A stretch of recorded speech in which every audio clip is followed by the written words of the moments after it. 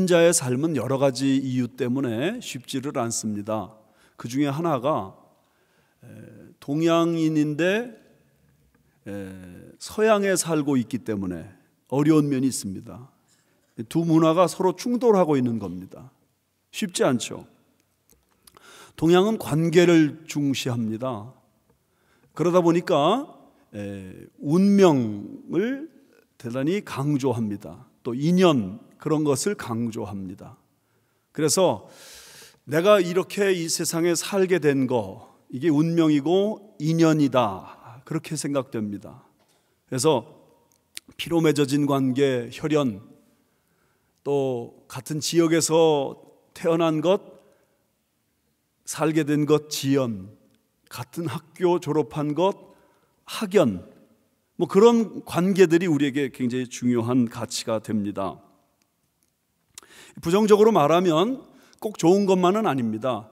여기 끼리끼리가 있고 또 지역주의가 있고 팔이 안으로 굽는다. 그래서 사실 자기 책임을 조금 소홀히 하는 면들이 이래서 생기는 부분이 있습니다. 반면에 서양은 약속을 중요하게 여깁니다. 계약하는 겁니다. 대부분의 관계는 계약에 의해서 이루어집니다. 계약에는 서로에 대한 신뢰와 책임이 중요합니다. 그래서 약속을 잘 지키면 계약관계가 유지가 되고, 약속을 잘 안 지키면 계약관계가 깨지고 없어지게 돼 있습니다. 그런 면에서 우리는 이 동서양의 문화의 이 충돌이라고 말씀드렸는데, 이 충돌이 아니라 이 양면성을 같이 잘 이해하고 소화한다면 우리 삶이 굉장히 편안해지고 행복해질 것이 분명합니다. 먼저 잊지 말 것은, 끊을 수 없는 것은 끊으면 안 되는 것, 기억해야 됩니다. 가족, 민족, 이것은 끊을 수 없는 것입니다. 우리가 아무리 부정하고 싶어 해도 이 땅에 산 세월이 한국에서 산 것보다 더 오래되었다 하더라도 한국 이야기만 나오면 우리 흥분하는 거, 이게 당연한 것입니다. 끊을래야 끊을 수가 없습니다. 가족 관계도 끊을래야 끊을 수가 없습니다. 부모와 자식 사이에 갈등이 생겨서 등을 돌린다 하더라도, 뭐 이제 네 이름을 호적에서 파내겠다 하더라도 그 관계가 끊어지지 않는 거예요. 안 끊어지는 것을 가지고 끊으려고 하거나 아니면 끊었다고 생각을 하면 사실 상처와 아픔과 회한이 남을 뿐입니다.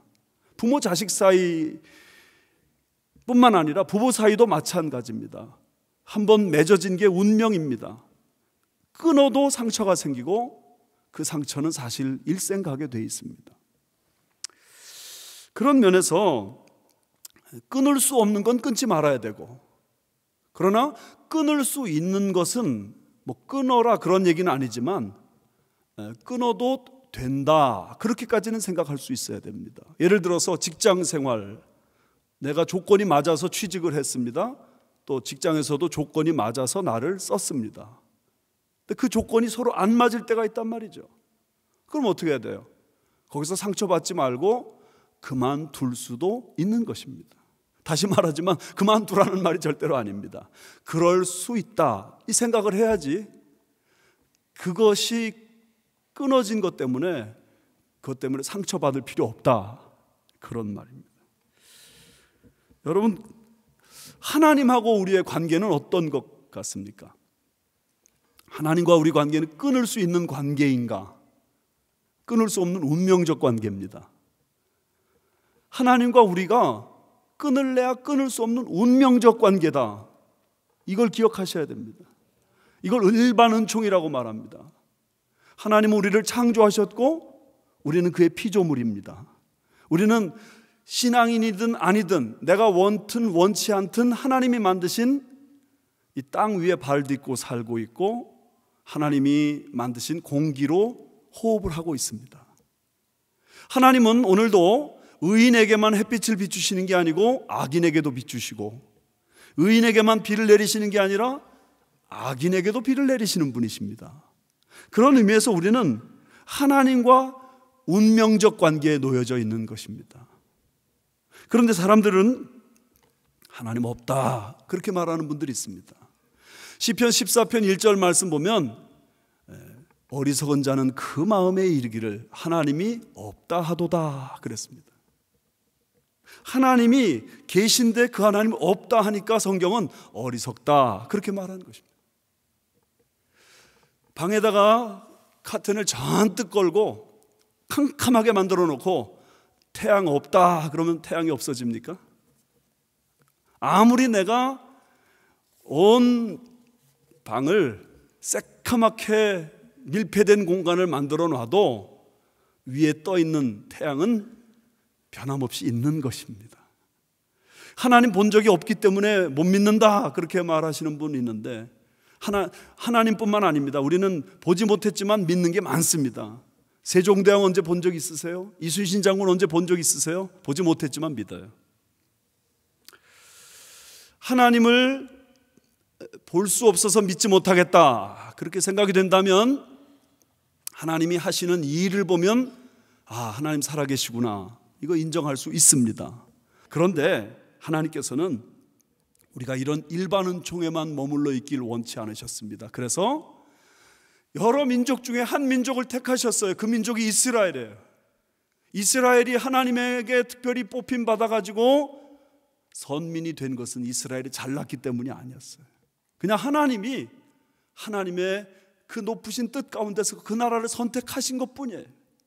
그리고 그 백성들에게 율법을 주시면서 이렇게 말씀하셨어요. 이 율법의 말씀을 잘 지키면 너희는 내 백성이 되고 나는 너의 하나님이 되겠다.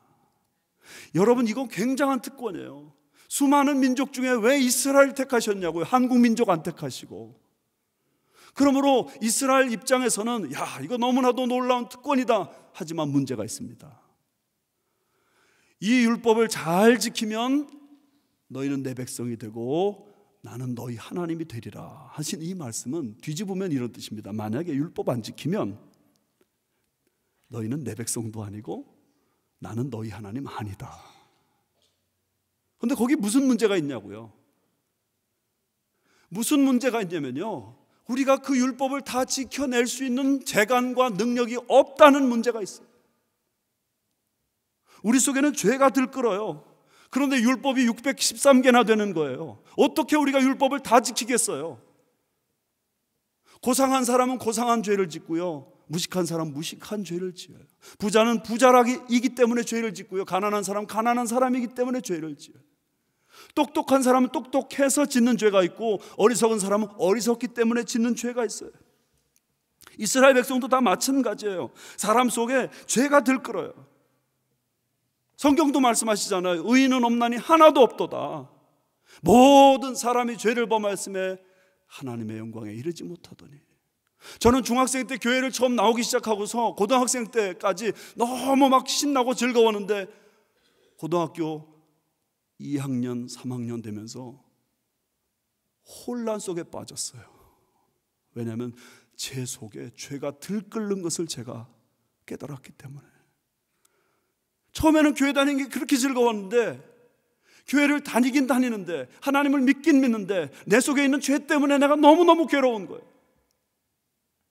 내 속에 있는 어떤 정욕, 내 속에 있는 어떤 욕심, 이걸 어떻게 제어할 수가 없는 거예요. 누구를 한번 미워하면 그 미워하는 마음이 끊어지질 않는 거예요. 아침부터 저녁까지 한 말을 저녁에 집에 돌아와서 가만히 생각하면 내가 상처 준 사람들이 너무 많은 거예요. 내 입술의 말로써 내 행동은 위선되고 거짓됐어요. 이런 내 모습을 지켜보면서 절망하고, 이런 나도 구원받을 수 있겠는가, 그런 생각을 하지 않을 수가 없었어요. 그런데 알고 보니까 저만 그런 게 아니더라고요. 모두가 다 그래. 이 세상에 존재하는 모든 사람들은 죄로 그 마음이 늘 들끓는 거예요. 기회가 주어지지 않아서 그랬을 뿐이지, 기회만 주어지면 얼마든지 모든 사람 다 죄를 지어요. 그러면서 하나님께 제가 의심이 들고 시험이 들었어요. 아니, 그렇다면 도대체 뭔가?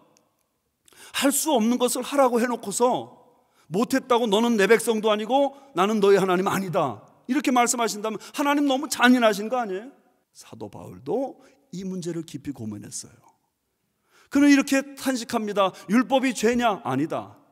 율법이 잘못됐냐? 안 잘못됐다. 하나님이 율법 주셨는데 그 하나님이 잘못인가? 아니다. 그럼 도대체 뭔가? 율법은 왜 주셨는가?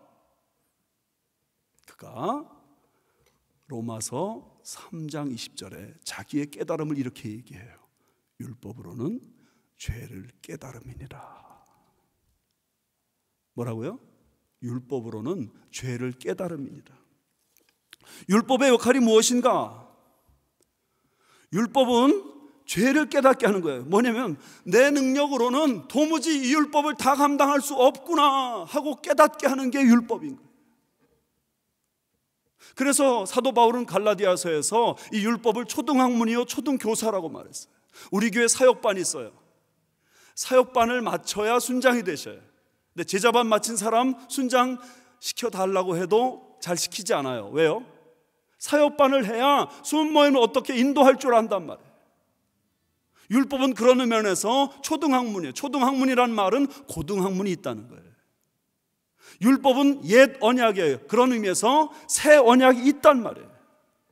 거기까지 가야지 하나님의 그 구원과 은혜와 축복을 받는데, 율법은 그런 의미에서 완성 단계에 나가게 하는 중간 단계. 이 중간 단계를 거쳐야 돼요. 아, 내가 죄인이구나. 그래서 하나님 앞에 나와서 하나님, 내가 죄인입니다. 나를 불쌍히 여기시고 나를 용서하여 주시고 나를 구원하여 주옵소서 두 손을 들 때 하나님이 우리를 받아주시는 거예요. 예수님이 산상수훈에서 팔복을 말씀하실 때 첫 번째 말씀하신 게 뭐죠? 심령이 가난한 자는 복이 있나니 천국이 저희 것이며. 신앙생활의 첫 출발점이 무엇이냐? 심령이 가난해지는 거예요. 거룩하신 하나님 앞에 내가 아무리 나를 돌아봐도 나는 죄인이구나, 이거 깨닫는 거예요. 자기 한계를 느끼는 거예요. 자기 한계를 인정하는 거예요. 이게 신앙의 출발점이에요. 신앙의 완성점이 뭔지 아세요? 신앙의 완성점 역시 자기 한계를 인정하는 거예요. 나는 할 수 없는 죄인입니다. 내 능력으로 나를 구원 못하겠습니다. 우리는 솔직히 말해서 분노 한 조각도 처리 못하는 그런 존재, 우리는 마음에 일어나는 욕심 하나도 해결하지 못하는 그런 존재. 그래서 자기 한계를 인정하고 하나님 앞에 두 손 들고 천부여 의지 없어서 주 앞에 옵니다. 주 나를 박대하시면 나 어디 가리까? 이것이 신앙생활의 출발점이고 총착역이에요. 이스라엘의 역사를 봐도 그래요. 이스라엘 백성들이 하나님의 축복을 받고 이렇게 시작을 하면서 그들은 하나님 앞에 모든 약속 다 지키겠나이다 그랬어요. 그런데 그들은 지키지 못해요. 지키지 못하니까 하나님이 계속 선지자들을 보내셔서 정신 차리라고 하셨지만 그 백성들이 깨우치지 못해요. 그래서 결국 그 나라가 망하게 돼요. 그 나라가 망하는 그 현장에 있었던 사람이 선지자 예레미야예요. 오늘 여기 성경 말씀 8절부터 12절까지의 이 모든 말씀은 예레미야가 한 말씀인데, 그 예레미야는 이렇게 예레미야 2장 20절에 말했어요. 자기 백성에 대해서 내가 잿물로 스스로 씻으며 내가 많은 비누를 쓸지라도 내 죄악이 내 앞에 그대로 있으니. 이스라엘 백성들의 죄가 얼마나 많았는지요. 아무리 씻어내고 또 씻어내도, 잿물로 씻어내고 비누로 씻어내도 이스라엘 백성들의 죄를 다 씻어내지 못한다는 거예요. 예레미야 17장 1절 말씀에 유다의 죄는 금강석 끝 철필로 기록되되 그들의 마음판과 그들의 제단뿔에 새겨졌거늘. 금강석은 다이아몬드예요. 다이아몬드가 얼마나 강해요? 모든 쇠를 다 뚫을 수 있잖아요. 다이아몬드는. 그걸로 이 유다 백성들의 죄를 기록했다는 거예요.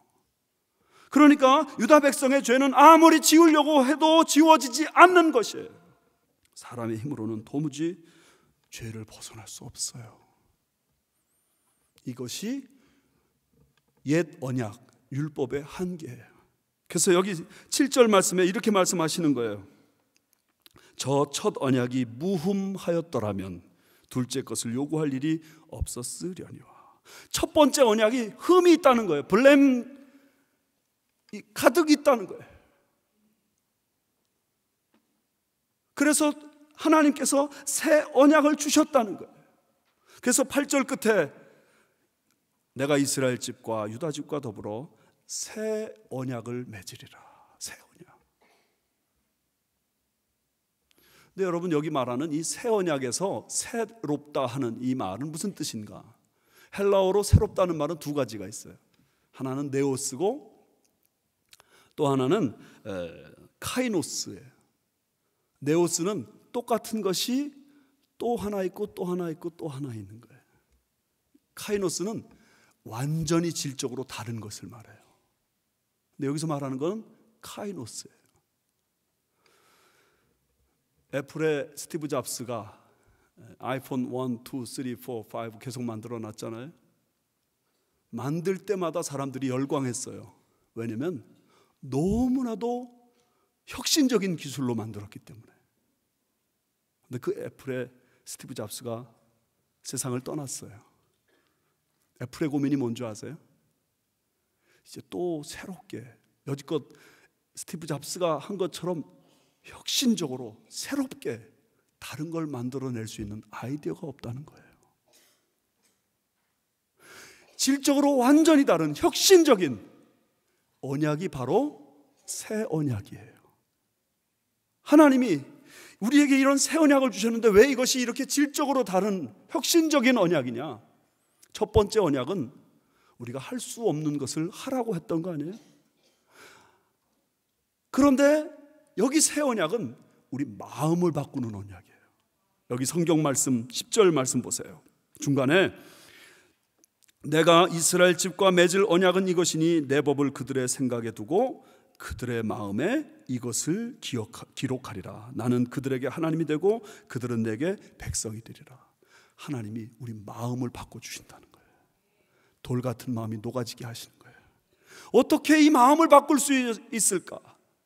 주님이 분명히 말씀하셨어요. 우리 속에서, 이 마음 속에서 나오는 것이 더러운 것이지 우리 몸에서 빠져나가는 게 더러운 게 아니라고 그랬어요. 어떻게 우리가 이 마음이 새로워질 수 있을까? 오직 성령님의 역사하심으로. 그래서 성령님이 역사하시니까요, 여기 11절 말씀 나오는 것처럼 모든 사람에게 이제 하나님을 알라 그렇게 말할 필요가 없게 돼 있어요. 왜요? 성령님이 직접 우리를 진리 가운데로 인도하시니까. 그리고 이런 사람들은 12절의 말씀에 축복을 경험하게 돼요. 한번 12절 다 같이 읽읍시다. 시작. 내가 그들의 불의를 긍휼히 여기고 그들의 죄를 다시 기억하지 아니하리라 하셨느니라. 할렐루야. 우리가 불의가 가득 찬데 하나님이 우리를 불쌍히 여기신대요. 우리가 죄악으로 가득 찼는데 하나님이 우리 죄를 기억하지 않으신대요. 왜요? 질적으로 완전히 다른 혁신적인 언약이기 때문에. 할렐루야. 그런데 여러분, 또 하나 좋은 게 있어요. 뭐냐면 이 언약이요, 언약이라는 단어가 헬라어로 두 가지가 있습니다. 하나는 순데케, 발음이 어렵죠? 순데케. 또 하나는 디아데케. 순데케는 뭐냐면 동등계약이에요. 결혼이 동등계약이에요. 남자가 합의하고 여자가 합의해서 결혼하면 동등계약이에요. 동등계약이기 때문에 한쪽이 깨고자 하면 깨질 수밖에 없는 게 결혼관계예요. 나라들의 동맹이 동등계약이에요. 근데 만약에 이 관계가 아무리 이쪽이 크고 이쪽이 작은 나라라 하더라도 일방적으로 한쪽에서 관계를 깨버리면 이거 깨지는 거예요. 왜요? 동등관계니까. 동등계약이에요. 그런 면에서 이런 모든 관계는 순데케예요. 순데케. 그런데 하나님이 우리에게 맺어주시는 이 새 언약은 어떤 언약이냐? 디아데케. 일방적으로 한쪽이 우위를 점령하는 그런 계약이에요. 이런 계약이 뭐가 있는가? 부모님의 유언이 이런 계약에 해당돼요. 부모님이 돌아가시면서 얘야, 나는 너에게 이렇게 되길 원한다. 그러면 자손이 그게 싫어도 어머니가 마지막으로 하시는 유언이니까 그래, 그 유언은 내가 실천하지, 이런단 말이죠. 어떤 교회 나오는 교인에게 제가 이런 말을 들었어요. 나는 교회 나오기 정말 싫은데 난 교회를 나오고 있습니다. 그래서 제가 그랬어요. 아니, 교회 나오기 싫으면 안 나오면 되지 왜 나오셔? 그랬더니 이렇게 말해요. 우리 어머님 돌아가시면서 유언하시라고 그랬더니 딱 한마디 하시는데 나는 네가 평생 교회 나가는 게 내 유언이다. 그러니까 그 유언에 끌려가지고 그 유언 때문에 할 수 없이 교회를 나온대요. 그러다가 은혜 받았습니다. 하나님하고 우리의 관계가 그런 관계예요. 디아데케. 그래서 사실 여기 한국말 성경에는 그런 표현이 안 나오지만 영어 성경으로 8절부터 12절까지 계속 6번이나 반복돼서 나오는 게 뭐냐면 I will, I will, I will. 내가 하겠다, 내가 하겠다. 그러니까 하나님하고 우리의 관계를 만약에 손으로 표현하면 이렇게 맺어진 관계가 아니에요. 이 관계는 한쪽에 놓으면 그냥 놓게 돼 있는 거예요. 하나님하고 우리의 관계 이렇게 맺혀져 있는 관계. 내가 하나님을 잡을 때가 있어요, 놓을 때가 있어요. 나는 잡았다가 놨다가 잡았다가 놨다 해요. 그런데 나는 하나님하고 안 끊어져요. 왜요? 하나님이 내 손을 붙잡으신 게 아니라 내 팔목을 붙잡고 있기 때문에. 할렐루야. 그래서 나는 하나님을 대항하고 하나님 외면하고 하나님 속썩여드리고 하지만 하나님이 나를 놓지 않으시기 때문에 내가 하나님 안에 사는 거예요. 그래서 새 언약인 거예요. 그렇다면 하나님 아버지께서는 왜 일방적으로 우리에게 이렇게 행하시는 것일까요? 왜? 도대체 왜? 그 이유는 1절에 답이 나와 있어요. 보세요. 지금 우리가 하는 말의 요점은 이러한 대제사장이 우리에게 있다는 것이라. 그는 하늘에서 지극히 크신 이의 보좌 우편에 앉으셨으니 성소와 참 장막에서 섬기는 이시라. 히브리서 기자가 계속해서 강조해서 지금 말하고 싶은 게 뭐냐면 1장부터 여기까지 계속해서 같이 반복하면서 말하고 싶은 게 뭐냐면 우리를 위한 대제사장이 계시다 하는 사실이에요. 2장 말씀에 보면 이것을 이렇게 말해요. 우리에게 큰 대제사장이 계시다. 가장 높은 대제사장이 계시다는 거예요. 그 대제사장 예수 그리스도가 계셔서 그분이 날 위해서 십자가에 못 박혀 죽으셨어요. 그 죽음은 사실 내가 죽을 죽음이었는데 예수님이 대신 죽으신 거예요. 그래서 하나님이 그 십자가 보시고서 우리를 용서해 주시는 거예요. 뿐만 아니에요. 그 예수 그리스도는 여기 말씀처럼 하늘 보좌 높은 곳에 올라가셔서 하나님 보좌 우편에 앉아 계셔요. 그러면서 내가 하나님 속썩일 때마다, 내가 하나님 앞에 죄 지을 때마다 하나님은 진노하시잖아요. 그런데 피 묻은 손, 피 묻은 발을 내보이시면서 하나님 아버지, 이 아들 용서합시다. 용서합시다. 구약에 많은 제사가 있었어요. 소와 양을 잡아서 제사를 드렸어요. 그런데 여기 성경 말씀 보면 다 그것은 모형이고 그림자래요. 모형은 무엇이냐? 모형은 모조품이요 복사품이라는 뜻이에요. 그림자는 무엇이냐? 희미한 윤곽이라는 거예요.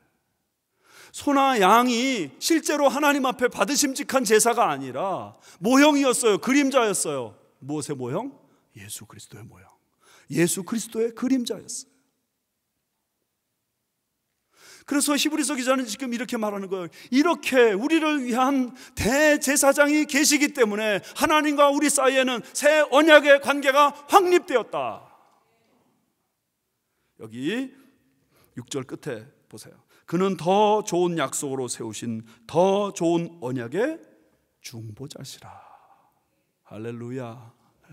이분 때문에 내가 오늘 하나님 앞에 버림받지 않고 하나님이 나를 사랑하시고 이분 때문에 오늘 내가 그 은혜 안에 거할 수 있는 줄 믿습니다. 그렇다면 여러분 이제 이 문제를 생각합시다. 이 새 언약을 이행하기 위해서 내가 할 일은 아무것도 없는가? 이 새 언약이 나의 삶 속에 적용되기 위해서 내가 할 일은 아무것도 없는가? 아무것도 없습니다. 아무것도 안 해도 되는가? 아무것도 안 해도 됩니다. 그러나 세 가지 잊지 말 게 있습니다. 트리플 A로 설명드릴게요. 첫 번째, acceptance, 받아들이는 겁니다. 하나님이 날 위해 행하신 이 일을, 예수 그리스도께서 나를 위해 행하신 이 일을 내가 받아들이는 겁니다. 이것을 예수 믿는다 그렇게 말합니다. 이것을 예수님 영접한다 그렇게 말할 수 있습니다. 사람들 중에는 예수님이 날 위해 십자가에 그런 모진 고통을 당하시고 죽임을 당하셨는데 굳이 그 예수님을 밀어내는 사람들이 있습니다. 그리고 거부하고 욕하고 비난합니다. 그러지 않으시고 하나님이 행하신 그 일을 받아들이는 겁니다. acceptance. 마음으로 잘 안 믿어진다고요? 그러면 입으로라도 시인하세요. 아멘, 할렐루야, 아멘, 믿습니다. 입으로 시인하세요. 그리고 믿기 시작하면 놀라운 일이 벌어집니다. 이해가 안 되던 일들이 다 이해되기 시작합니다. 두 번째는 뭐냐? awareness, 자각하는 겁니다. 믿지만 자각하지 못하기 때문에 하나님의 그 새 언약 안에서 기뻐 춤추며 살아야 될 사람이 너무 초라하게 사는 인생들이 많습니다. 나의 삶은 이제 예수 그리스도 안에서만 의미가 있다는 사실을 기억해야 됩니다. 이전 것은 지나갔으니 보라 새로운 피조물이라. 새로운 피조물입니다. 하나님의 그 사랑을 받고 있으니, 그 언약 안에 들어가 있으니 할렐루야 기뻐하면서 그 축복을 누리기만 하면 됩니다. 세 번째는 액티베이션. 하나님을 시험하라는 겁니다. 하나님이 내 마음속에 성령으로 말씀하시는 것을 순종해 보세요. 그리고 하나님 말씀대로 되나 안 되나 테스트해 보세요. 성경 말씀 통해서 나를 가르치시는 그 말씀들을 순종해 보세요. 그러면서 그 말씀대로 액티베이션 되는지 점검해 보세요. 어떤 사람이 영성 다이어트라는 걸 했습니다. 영성 다이어트. 영성 다이어트가 뭡니까? 이게 뭔가? 다이어트를 하는 사람들이 살을 빼는데 실패하는 이유가 뭔가? 많이 먹기 때문 아닙니까? 영성 다이어트 어떻게 하는가? 여러분도 실천해 보세요. 저도 해볼 거예요. 밥 먹을 때마다 한 숟갈 딱 뜨고 주여 먹을까요 말까요? 먹으라 그러면 먹고 놔라 놔 그만 놔 그럼 놓고 먹다가 놓고 그렇게 하라는 게 아니라 여러분 우리가 액티베이션 할 수 있어야 됩니다. 진짜 하나님이 내 삶 속에서 역사하시겠는가? 하나님이 정말 하라는 대로 하면 축복하시는가? 헌신하라고 할 때 헌신하면 하나님이 뒷감당해 주시는가? 우리가 이거 경험해야 됩니다. 그래서 순종하는 게 필요합니다. 사랑하는 여러분, 우리는 새 언약을 맺은 축복된 자녀들입니다. 우리가 할 거 아무것도 없습니다. 받아들이고 그것을 인식하고 그리고 순종하면 하나님께서 우리 미래를 책임져 주실 겁니다. 크리스마스 절기입니다. 크리스마스가 뭡니까? 우리의 대제사장 되신 예수 그리스도께서 이 땅 가장 낮은 곳에 오신 겁니다. 왜요? 가장 낮은 자리에 있는 나를 품으시고 이 새 언약의 축복 속에 들어가게 하시기 위해서. 믿습니까? 이 믿음을 가지고 acceptance 받아들이세요. awareness 자각하세요. 그리고 activation 순종하고 테스트하세요. 주께서 우리의 삶을 붙드셔서 독수리 날개치며 올라감같이 만들어 주실 것이고 우리에게 사막의 강을 광야의 길을 여시는 은혜가 임할 줄 믿습니다.